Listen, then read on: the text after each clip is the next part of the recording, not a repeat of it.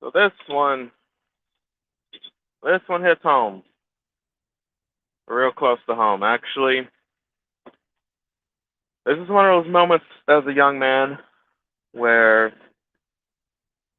it restructured the way I see and understand life, and it became a very critical part of my lexicon and ideology.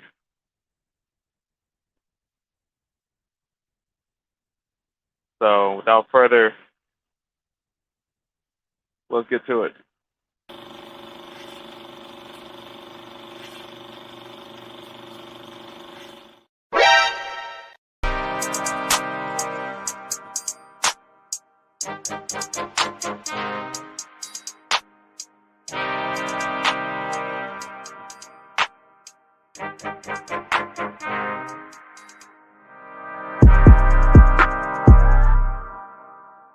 Put some respect on my name. You understand me? When y'all saying my name, put some respect on it. So this crossover was kind of like a part three to the Silent but Deadly, and this one actually is a bit different than the rest. I talk about Silent but Deadly, how I walk away from certain situations, and people's lives don't turn out for the better because my absence, although I could have helped them out, I tried to help them out. They disrespected me or whatever, and I walk away from them, and their life turns out the way it turns out. I talk about the donut situation with the donut lady. She was disrespectful and everything, but I chose not to get into it with her because she was one of those individuals that I don't like getting into it with, who have nothing to lose. Already losing in life. Life is projected not to do any better. There's no point. Um, I also gave a brief story on how a lot of us guys out there feel. Like you're drowning. Pretty good analogy, that one. But this one, however, this one hits real close to home. This, like I said, this is the one that this is one of those things. This life lessons where it structures the way I see the world, society, and just the coldness of it. The coldness of it all, right? How you could be going through some shit and nobody cares, especially as a young black man here in America. Nobody cares at all. They'll act like it, but don't nobody give a shit.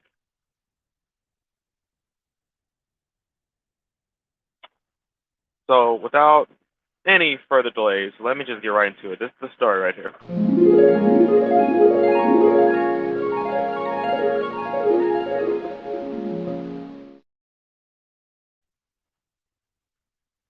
So let me see if I can browse something real quick. But back in high school, this was around the year 2009, 2010. So actually, I was a senior. Actually, I was a junior. I was a junior, about to be senior, about to graduate because I graduated 2010, class of 2010. Shut up, yeah. So it was 2009. I believe it was spring break. It was spring break 2009. So I was still junior, going on senior. Summer, I believe at this time I was playing football. I think I was recovering from. I had a fairly gruesome shoulder injury that I was trying to recover from. Unfortunately, I never successfully recovered from it, and it pretty much put me out my senior year as well. But there was a young man that I knew in high school, young black man, light skin, he had dreads, typical, dreadhead.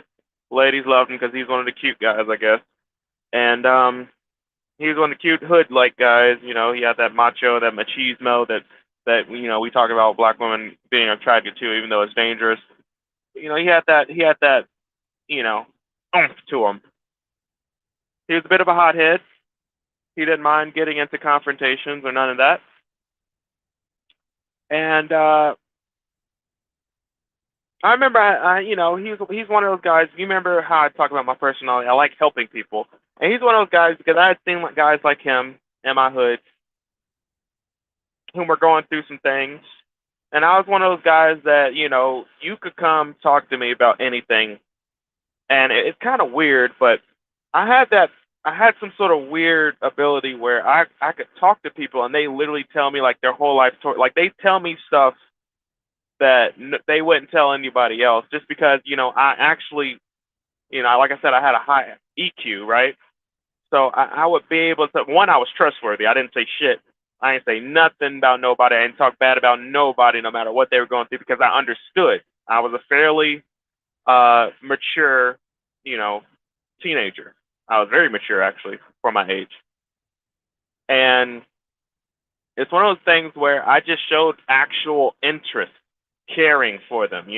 I talked to them because I was actually interested in hearing about their lives. And people would share stuff with me that they would be like, I don't know why I'm telling you this. And I'm just like, hey, it's cool. Like, just tell me as much as hey, you don't got, if you don't want to tell me, you don't got to tell me, just talk. I'm just here. I just want to talk. And I tell them a little bit about myself. They tell me more about themselves and they open up. And, that's how I built bonds, pretty fairly decent bonds with people that otherwise we had nothing in common. And with this young man,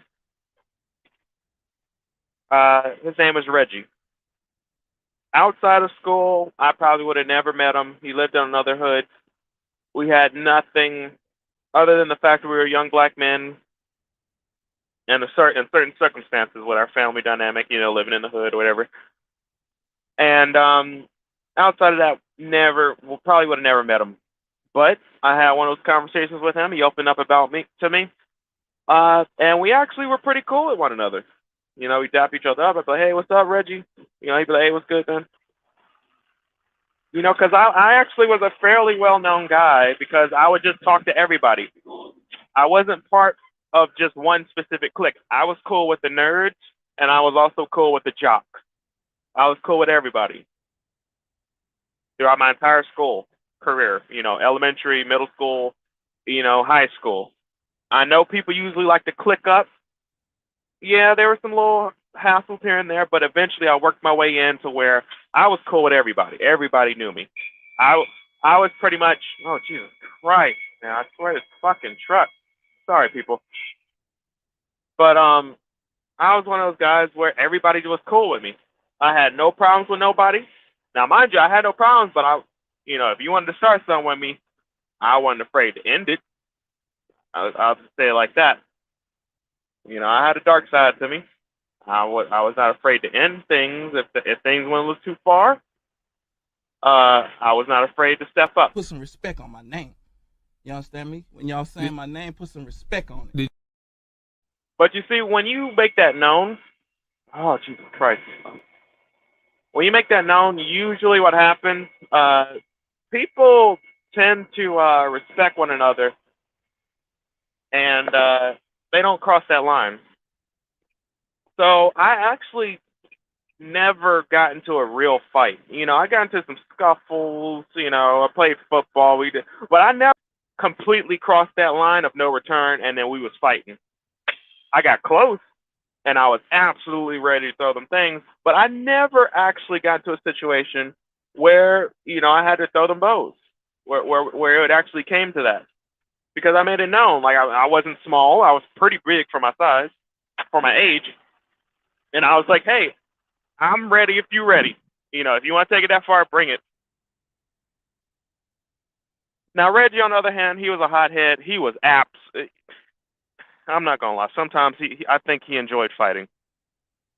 He would constantly get into trouble, and because I knew something about him, about his family, about he's one of those young men, didn't know his father, crappy family, but he made the most out of it, what he could at least, right?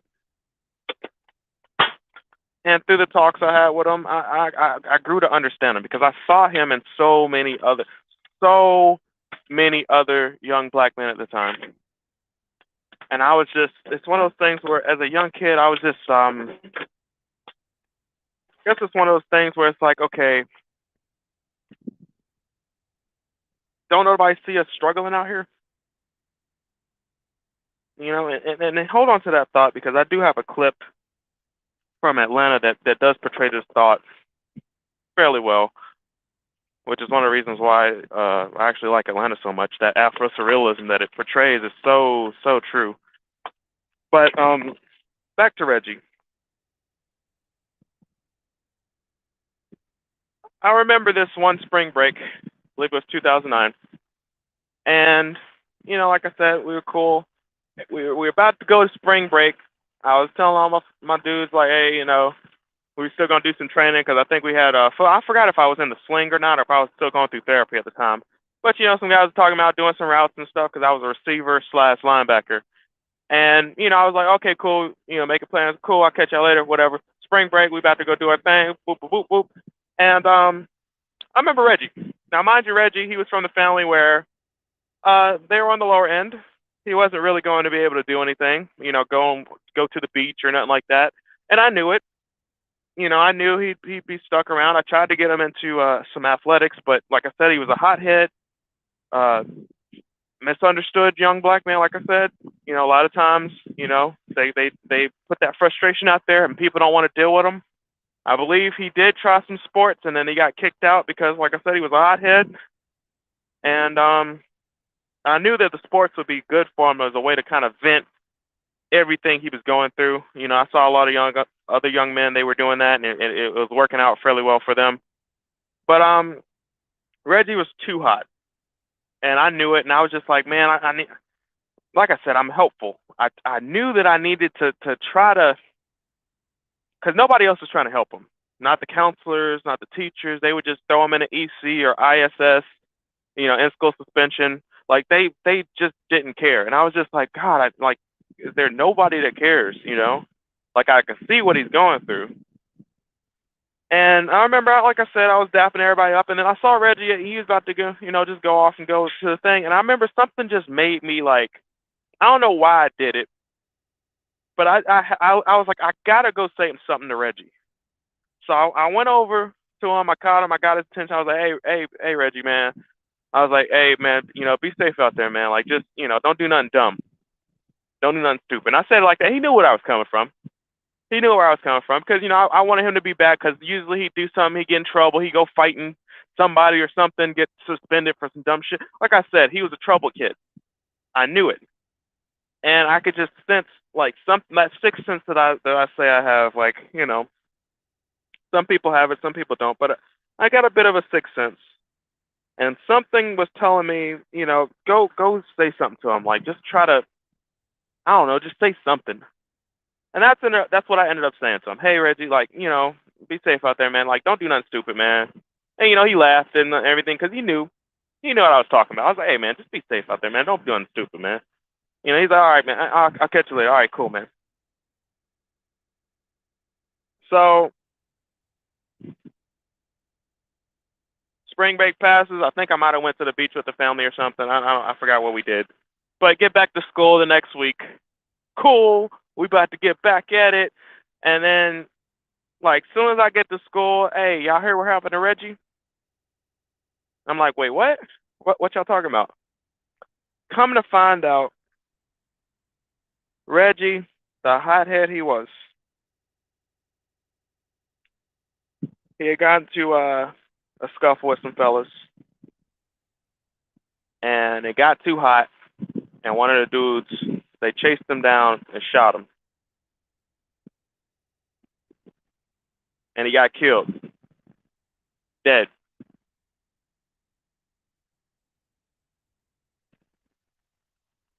And that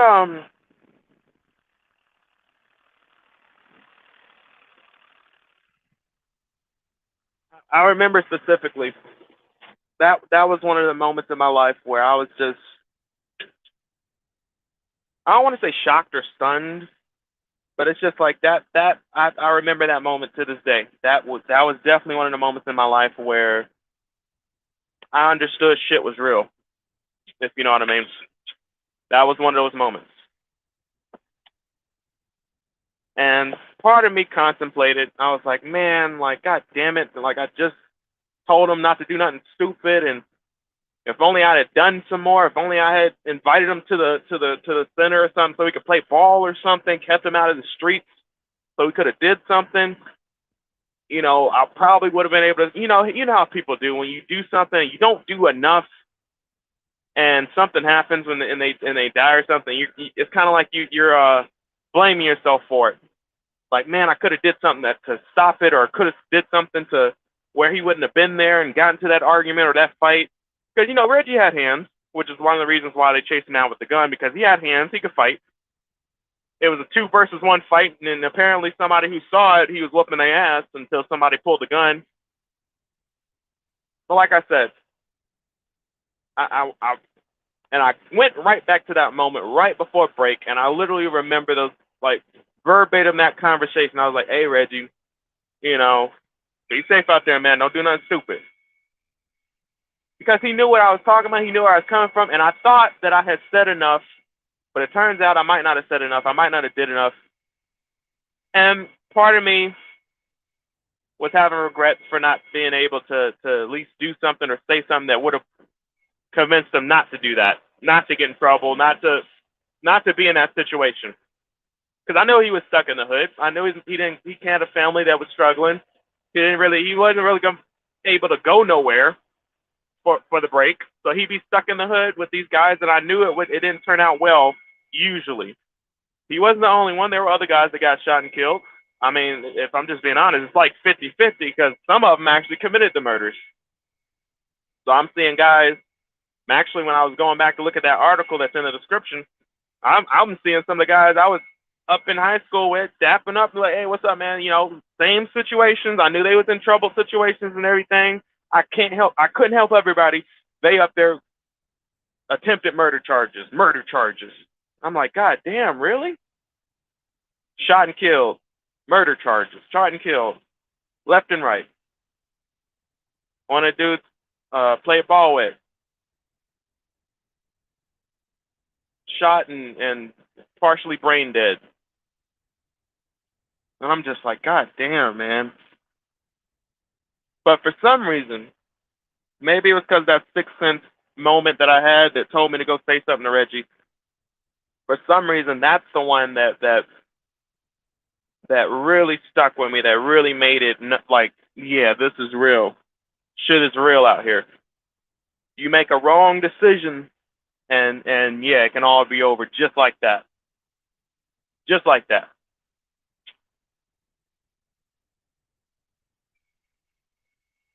Now, to bring it out of that, I'm about to go on break because this damn truck now, I swear to God.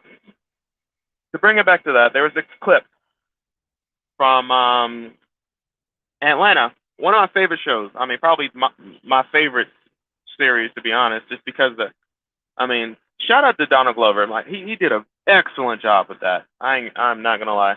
I actually got to rewatch it because there's so much in there. Every time you watch it, you catch something you didn't see or you didn't know about. But I definitely got to rewatch it. Link in the description to the episode I'm about to talk about. But there's the episode 2 of Atlanta, season 1. And there's a situation where Earn gets into it. Well, no, he doesn't actually get into it. His cousin gets into it with someone else, and someone gets shot, and they end up in the jail. And while in that jail, there's a scene that I remember vividly because it made me think not only about Reggie, but it made me think about how we as black men out here in society, black women as well, but we as black young adults are kind of seen and treated compared, just in the world, right? And it's one of those scenes where it's the crazy guy. He's in the jail, and there's a crazy guy in the jail, and everybody's just kind of laughing and kiki and ha-haing at him. He's doing dumb stuff, and then shit gets real, and he gets his ass beat so severely, he either has a cracked skull or a concussion. I'm just saying, it's one or the other. He got, seriously beaten by the police because he made a critical error and disrespecting one of the cops by spitting some toilet water on him. And although it's not that severe, that cop didn't give a shit. He said, yeah, fuck you. He beat the shit out of him to the point where he either got a cracked skull or a concussion from it. No lie. I mean, it's an episode, but I'm just saying, like, that's how. Yeah, he had one or the other for sure. So here's the clip. I can't show you the actual clip, but you can go. I believe you can purchase it. You might be able to watch it on Netflix or Hulu, but the episode description it's in the description. So I'll link to the episode. But here's the clip. Boy, you up in here every week cutting up. He's in here every week. He was in here last time I got locked up. That nigga crazy.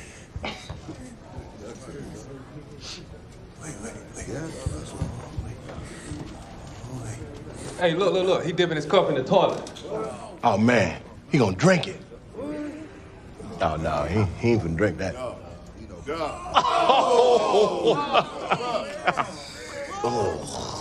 Why is he in here every week?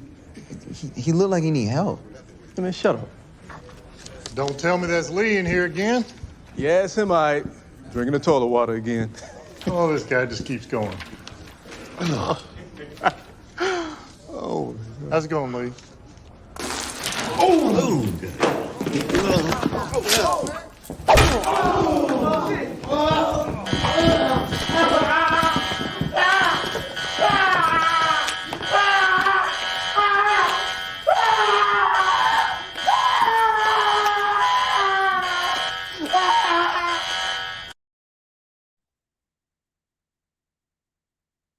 So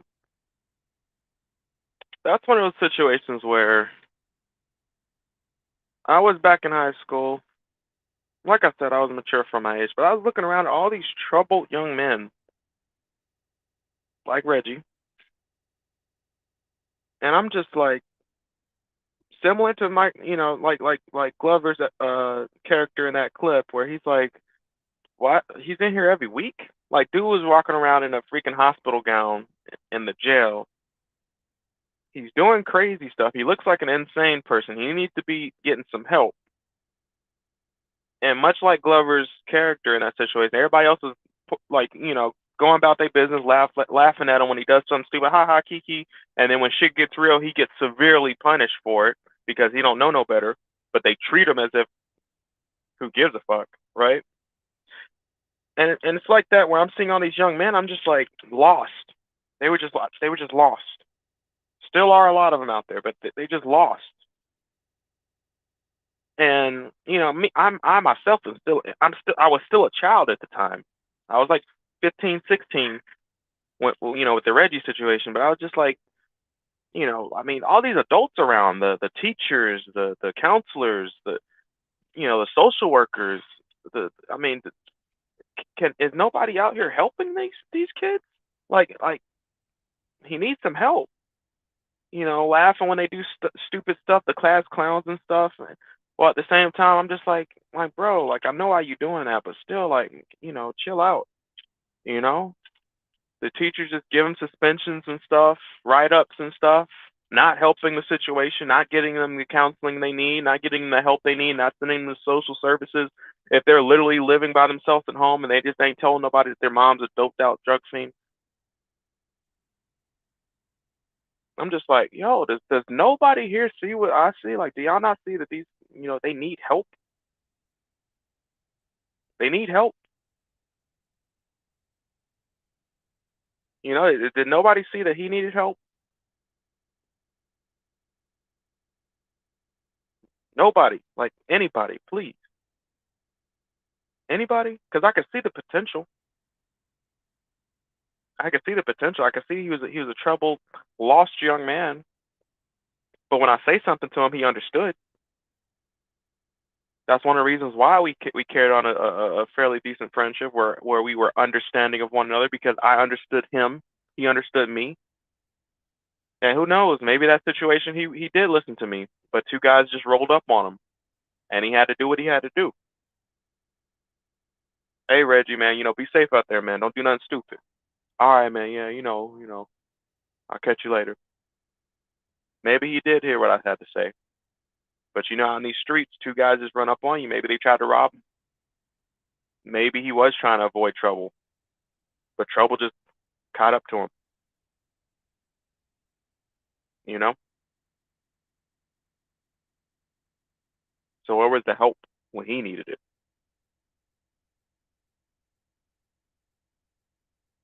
And that's one of those situations, like I said, it just showed me, like, even if you come from a questionable background, I know that people usually when they see better, when they see that they have an opportunity, when they're not stuck in that drought where they're like, okay, there's no way out for me, so fuck it, I don't got nothing to lose. I've seen it where people, although they're drowning, they make it to shore. They don't just sit out there treading water until they drown. And then I've also seen it where, although everything was against them, they try to do better. Something happens to them, and then people write it off as if they were just a troublemaker. When in fact, they were just minding their own business until a stray bullet hits them. Had nothing to do with them at all. Just sheer random, well, I don't want to say luck, but unluckiness. And people just write them off. Oh, you're just a trouble kid anyway. He's in the, yeah. I'm just like, no, that's not what happened. It's not what I saw. That's not what I knew.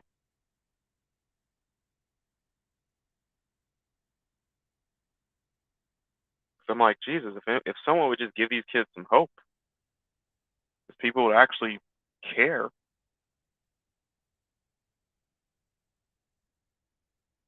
they'd be able to make it out. Give them the tools they need so they can make it out. Now, why is it silent but too deadly? It's silent but too deadly because, similar in Reggie's situation, you remember how there's a reason why I just don't engage with people. Now, Reggie, like I said, he was a bit of a hothead. However, I'll give him the benefit of the doubt. Maybe he wasn't looking for trouble, but maybe one of those dudes called him a bitch ass nigga. The Reggie I know, you call him a bitch ass nigga, he's not going to take that sitting down. Now, he didn't start the problem, but he damn sure was about to finish it. Unfortunately, those guys, now they did get caught. Unfortunately, those guys, they had nothing to lose, and they decided to pull the burner out. Unfortunately.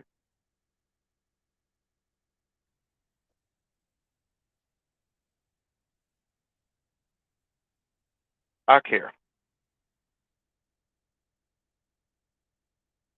That's why I make these videos. That's why I do this. It's low quality, probably, I'm always working and stuff, so, I'm not in the studio quality, so the quality of the recordings is not going to be that great. I don't care about, the donation stuff. I hadn't really, don't really care too much for that. I just kind of use it as a creation thing. But the reason why I'm making this video is, I talk about how I was trying to find like-minded individuals, but at the same time, I care. I know there's a lot of young men out there, especially young black men like myself, where they're just lost. They have no direction whatsoever. The people around them are doing nothing but lying to them, so they think that that's just the way life is. And I'm just trying to be that beacon that just kind of steers them away from trouble into some sort of way or direction where they can actually save themselves. Because apparently there's people out here and they're struggling and don't nobody care. I care. I absolutely care. And I want to try to at least reach some people, however many I can, as many as I can, to be honest, who may be in that situation like Reggie, and they just need to hear somebody tell them, like, hey, bro, there's a better way to do things. It's not going to be easy. Trust me, it's going to be hard, but trust me, it's going to be worth it. You might have to look like a bitch ass nigga here and there by just not entertaining some of that bullshit. Sometimes you got to do what you got to do to protect yourself. I understand that. But look, All that little, that stuff where people playing the dozens, they talking about your mom and this, that. You don't need to be getting into fights over that. If sometimes you can do some slick stuff behind the scenes, catch somebody. I don't recommend it, but I understand you got to handle your business. But you can make it out. You don't got to drown out here. Just because you seen 4 or 5 other dudes, fall. Just because you seen your cousins and your brothers fall, you don't got to end up like that. You can at least try to make it out.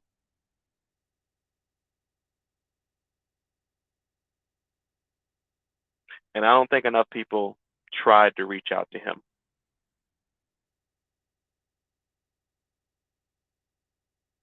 I wish I would have said more before he went on break. I wish I could have said something that would have prevented him from being in that situation. I wish. But I did step out and at least said something. I tried. Did other people? I can't say that they did. I can't. They just saw him as a troublemaker. That's all they saw him as. For anyone who's familiar with the way they treat young black men in the schools today, they just try to suspend you or put you into special ed. That's pretty much all they really did. When you could be, if you don't know the signs of a troubled child, they need therapy, they need something, instead of just being punished because they're acting up, and then it just makes their situation worse because now nobody wants to take them seriously, nobody wants to deal with them because their record, they're not being taught properly because you're suspending them, which puts them behind, which makes them not want to catch up on their schoolwork. Which Reggie would come to me to help do some of his work, homework and stuff. Like I said, he had potential. He wasn't just like some of those guys. Like, he actually came for some help for his homework and stuff. He had potential.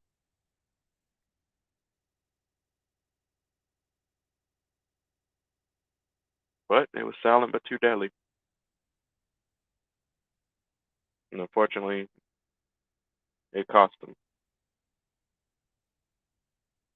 So I wish people would have said more.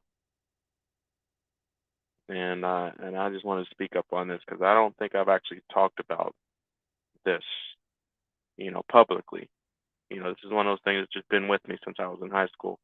But, like I said, I'm trying to reach out to some young men out there, and this is one of those things where I had to speak up about it. Maybe that person that is trying to help you, maybe, listen to them like Reggie did, like he tried to. Listen to those people that are trying to help you. Because if you don't, if you engage in the bullshit, you engage with someone who has nothing to lose, you might end up, getting shot because they don't care if they go to jail or not. They don't have nothing to lose. But when you have that person that's trying to help you, don't run them off. At least try to listen to what they have to say. And if what they have to say is reasonable, if they look to be achieving their outcomes, because I was one of the honor students in my class, I was making good grades, A's and B's. Should have had a 4.0 GPA, but, things happen. So, and Reggie knew that. He knew I was one of those kids that's why he came to me for help for his homework and stuff every now and then. And I had no problem helping him at all. I wasn't one of those guys that just brushed him off like, oh, you're just a troublemaker. No, I understood him. I tried to help him best I could. But I was just a kid. I was a kid my damn self. I was a kid myself. And I can only do but so much.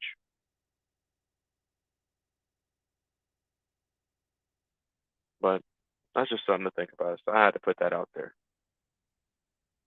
So if you stay this long, man, thanks for watching. Really. And please, if you know somebody out there, if you want to share the video, share the video. But my thing is, if you're watching this, you yourself be the proof. You yourself do something, to help somebody, to reach out to somebody, if you can, safely, of course. Be reasonable. But share the video if you desire, and hopefully it's to reach enough people. But thanks for watching, people. Until next time. お前はもう死んでいる。